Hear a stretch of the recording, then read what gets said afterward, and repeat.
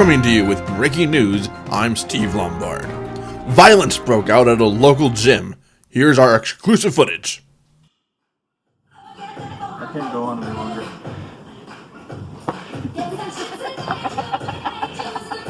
As details come forth, we will have them for you here on Next Level News.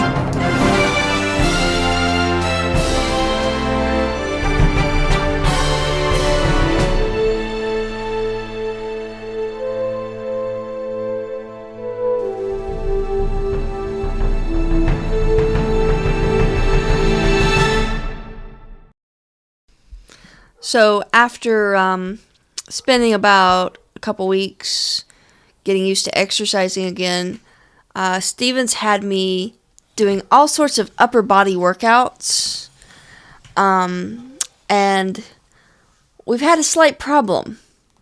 I apparently have quite the upper body strength, and everything is just like lifting feathers after a bit.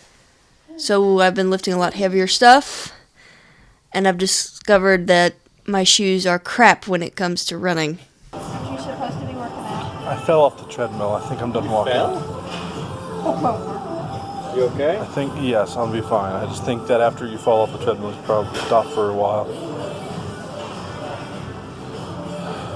That's alright. We'll go up and down the stairs like 140 times, then you'll be fine. Because of, like, what, 5 minutes? Huh? Because of 5 minutes? Well, you know what? It's give and take. Welcome to week 10. Ross has instructed us to do something a little different. Lindsay and I are going to be meeting him here at the gym every morning at 9 a.m. Now, some of you might say, well, that should be easy. I mean, some people are, getting out and working at 5, 6 in the morning. Well, not us. It's 9, and it's not easy. But seriously, you try and get an 18-month-old out of the house on time. Not to mention my wife. Wait, what? I have a confession to make. I have not been doing my cardio.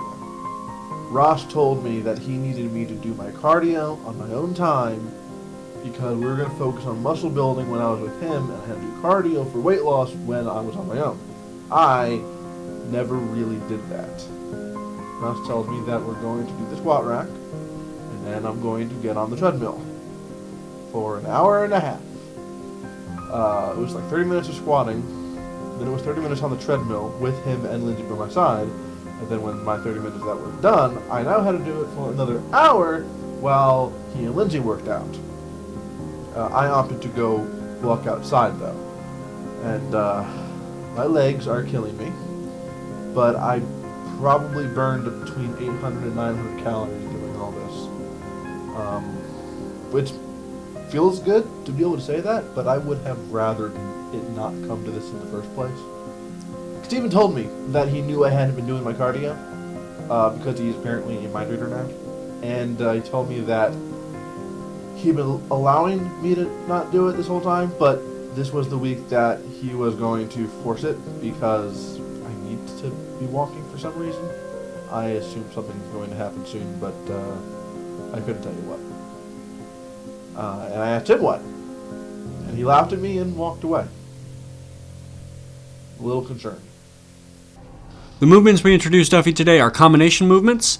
That is a curl to a press, followed by the wonderful world of thrusters, which Duffy absolutely hates. Thrusters are a wonderful combination move that is a squat into a press. It starts off with the dumbbells or the barbell front rack position, and as you start to squat, keep the chest up, drive through the heels, press up and back over the shoulder. This was starting to wear on Duffy, so he asked for an alternative, so I had him do a curl to a squat, and as far as I know, this doesn't really have a name, but Duffy has christened it the landing gear. Yeah, that's fine. You go.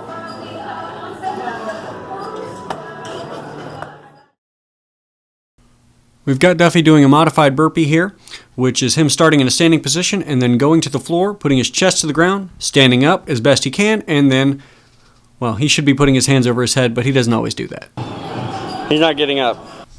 After about 10 burpees, Duffy was starting to lose his motivation, so in order to motivate him, I said for every burpee that he did, I would do 5 push-ups. So I managed to get Duffy to do a grand total of 31 burpees.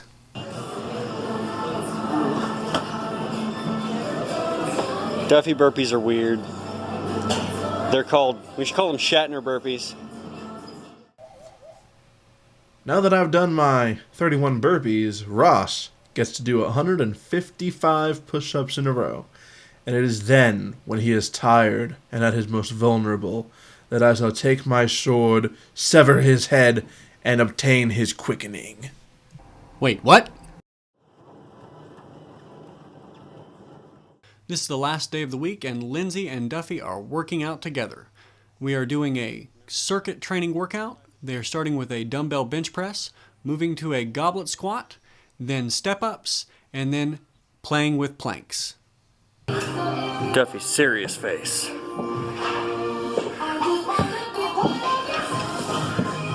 Duffy's falling face. You know, the circuit wasn't all that unbearable. The presses, the step-ups, the planks, not that bad.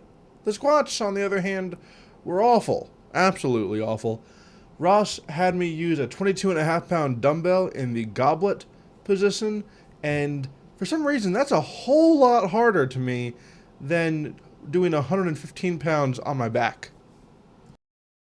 This is Lindsay's serious face. Never mind. The upper body stuff wasn't too bad until we got to about rep 14. But squats, on the other hand, were a different story. I have a bit of trouble moving my legs into position, so I wind up using a bench to help so I don't lose my form. Using the medicine ball during the planks was fun, as long as I didn't get clipped with the ball.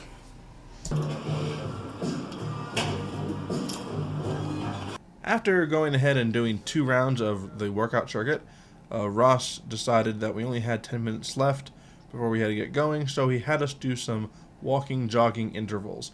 30 seconds of walking, 30 seconds of jogging. Now, Lindsay, so you got to do it on the treadmill.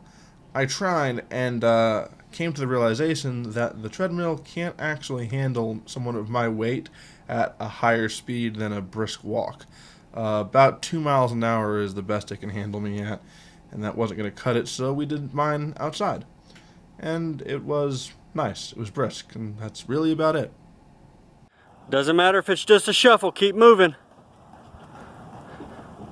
10 seconds.